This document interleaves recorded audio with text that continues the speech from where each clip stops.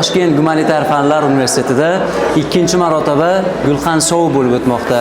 Ushbu Gulxan shouda talabalarimiz tomonidan shaxmat shashki musobaqalari, talabalar tomonidan har xil qiziqarli o'yinlar tashkil etildi. Bundan tashqari iqtidorli talabalarimiz tomonidan turli xil chiqishlar namoyish qilindi. Talabalarimizga hozirda Gulxan shou atrofida juda ham bir ajoyib atmosfera mujassamlashgan.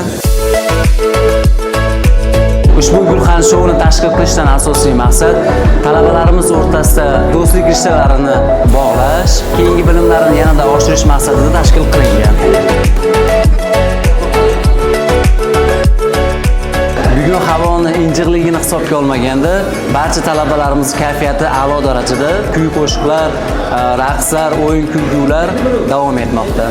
Assalomu alaykum, Toshkent Gumanitar fanlar universitetining aziz talabalari. Bugun sizlarni Gulxan shouda ko'rib turganimizdan mamnunmiz.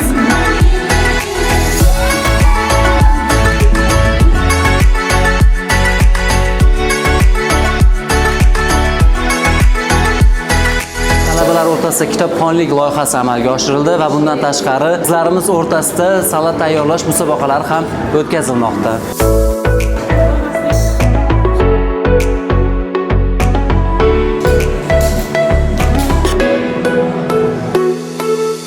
Keyingi Gulxan shouda ko'rishguncha barchangizni o'qishingizga omad tilaymiz.